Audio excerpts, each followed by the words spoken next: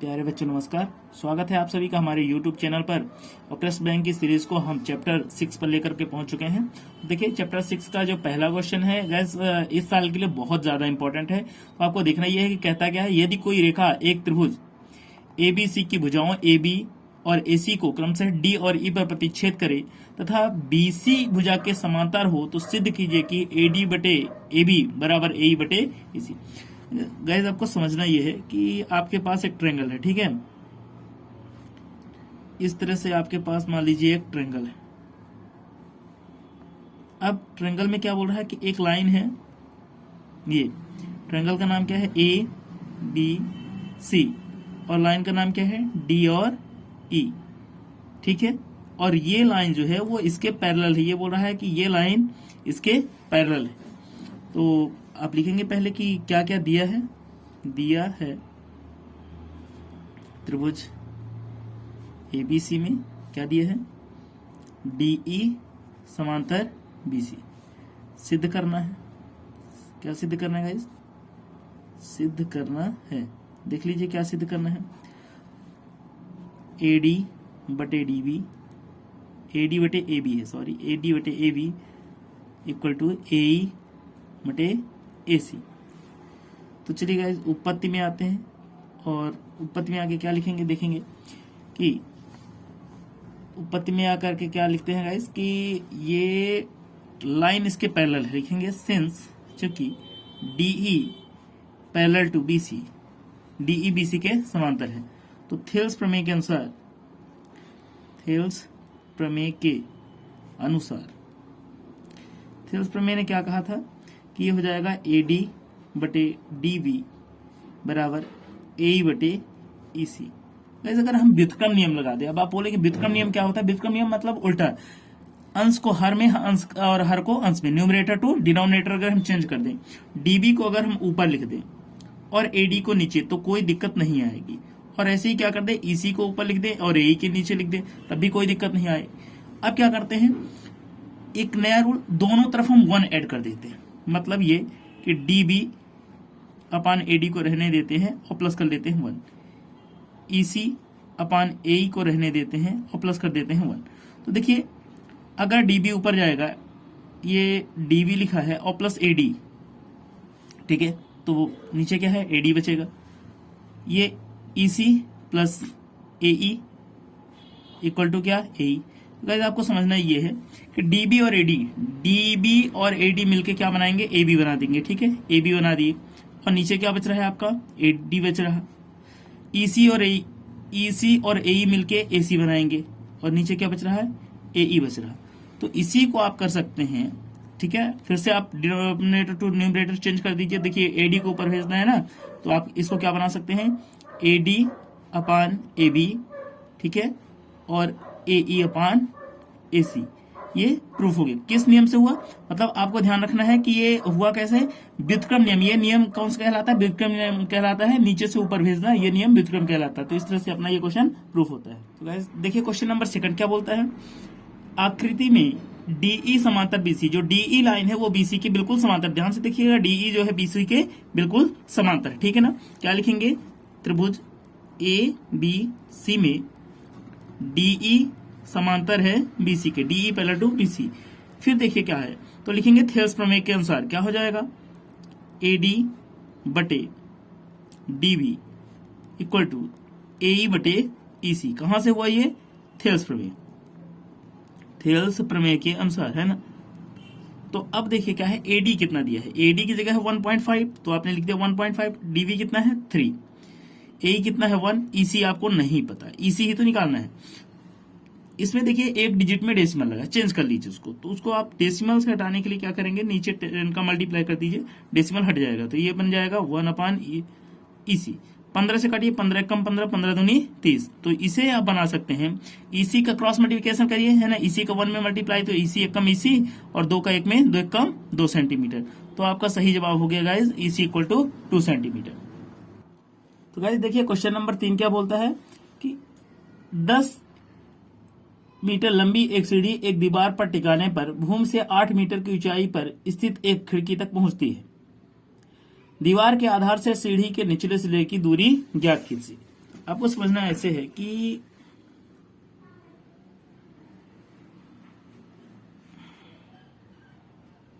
ये मान लीजिए आपके पास ये दीवार हो गई, नाम दे देते हैं ए बी और सी। ए बी आपकी दीवार हो गई, कितना है, भूमि से 8 मीटर, ये ऊंचाई है टोटल 8 मीटर, है ना। 10 मीटर लंबी सीढ़ी, सीढ़ी कितनी है 10 मीटर। तो क्या करना है, दीवार के आधार से सीढ़ी के निचले सिरे की दूरी, यहां से यहां तक की दूरी ये आपको निकालना है, कितनी हो जाएगी, ठीक है, नहीं पता अपने को, कोई बात नहीं, लिखेंगे दिया है त्रिभुज ए बी सी में, ए बी आपको मिल गया है 8 मीटर और ए सी मिल गया है आपको 10 मीटर। अब देखिए दीवार और जमीन जो है एक दूसरे के बिल्कुल परपेंडिकुलर होती हैं, लंबवत होती हैं, तो यहां समकोण लगेगा, तो लग जाएगा रूल किसका, पाइथागोरस का। तो लिखेंगे पाइथागोरस प्रमेय से। पाइथागोरस ने क्या कहा था, कर्ण का वर्ग बराबर लंब का वर्ग अधन आधार का वर्ग। कर्ण कितना है गाइस, एसी, तो एसी का वर्ग, लंब है एबी और आधार क्या है बीसी, तो यानी कि 10 का स्क्वायर, एबी कितना 8 का स्क्वायर, बीसी तो आपको पता नहीं, तो 10 का स्क्वायर कितना होता है 100, 8 का कितना 64 और प्लस कितना बीसी स्क्वायर। तो मैं क्या बोलता हूँ, आप 10 और 64 को पास में कर लीजिए, मतलब 64 का पक्षांतरण करिए, उधर जाएगा माइनस में जाएगा, इक्वल टू करके बीसी स्क्वायर, तो ये आपका बन जाएगा 36 और ये बीसी का स्क्वायर, तो बीसी इक्वल टू हो जाएगा √36 यानी कि 6 मीटर। तो दीवार के निचले सिरे से और सीढ़ी के निचले सिरे के बीच की दूरी जो है वो कितनी आ जाएगी 6 मीटर। तो गाइस क्वेश्चन नंबर 4 बोलता है सम द्विबाहु त्रिभुज एबीसी में कौन सी समकोण है, तो सिद्ध कीजिए कि AB square equal to 2AC square. ये बहुत इंपॉर्टेंट क्वेश्चन है और आपके पेपर में कई बार आ चुका है, तो इसको ध्यान से देख लीजिएगा। आपको बनाना क्या है, एक समकोण त्रिभुज, और ऐसा समकोण त्रिभुज बनाना है जो कि समद्विबाहु हो। समद्विबाहु मतलब उसकी दो भुजाएं बराबर हो। आप यहाँ ए लिखेंगे, यहाँ बी लिखेंगे और सी आपको यहाँ लिखना पड़ेगा क्योंकि सी को बोला है कि समकोण होगा, ठीक है। फिर क्या बोला है, समद्विबाहु मतलब ये दोनों भुजाएं आपस में कैसी हैं, बराबर हैं। तो आप लिखेंगे दिया है समकोण त्रिभुज एबीसी में कोण सी 90 और AC बराबर BC। सिद्ध करना है, सिद्ध करना है, क्या सिद्ध करना है, AB square equal to 2AC का स्क्वायर। तो गाइस उत्पत्ति में आते हैं, और है क्या ये एक समकोण त्रिभुज।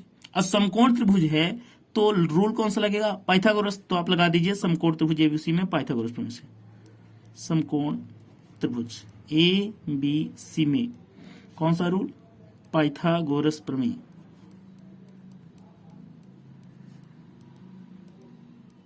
तो पाइथागोरस ने क्या कहा था, कर्ण का वर्ग, कर्ण का काम कौन कर रहा है, एबी, एबी का square equal to AC square plus BC square.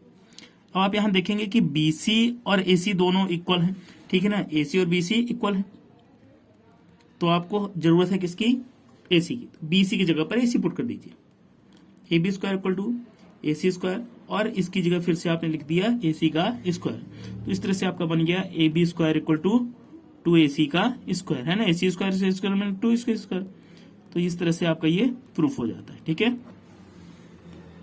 Question number 5, Thales प्रमेय एवं पाइथागोरस प्रमेय का कथन लिखिए।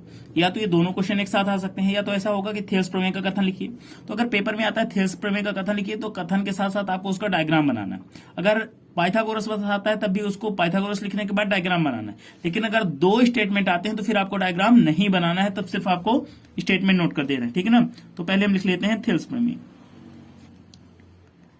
तो थेल्स प्रमेय का कथन क्या है, किसी त्रिभुज में एक भुजा के समांतर खींची गई रेखा अन्य दो भुजाओं को जिन दो बिंदुओं पर प्रतिच्छेद करती है वे बिंदु उन भुजाओं को समान अनुपात में विभाजित करते हैं। ठीक है। अगर बात आती है पाइथागोरस की, तो ये लिखेंगे पाइथागोरस प्रमेय। पाइथागोरस ने क्या कहा था? पाइथागोरस ने कहा था किसी समकोण त्रिभुज में कर्ण का वर्ग अन्य दो भुजाओं के वर्गों के योग के बराबर होता है। Okay guys, thank you.